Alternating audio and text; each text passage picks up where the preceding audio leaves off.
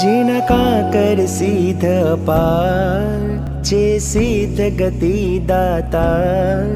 ज्યાં બેઠા દીનાથ એવો પાવન છે ગિરિરાજ એવો પાવન છે ગિરિરાજ જે ભવી બનાવે પ્રાણ ગુણ ગાવે સિમંદર સ્વામ જ્યાં બેઠા દીનાથ એવો પાવન છે ગિરિરાજ એવો પાવન છે ગિરિરાજ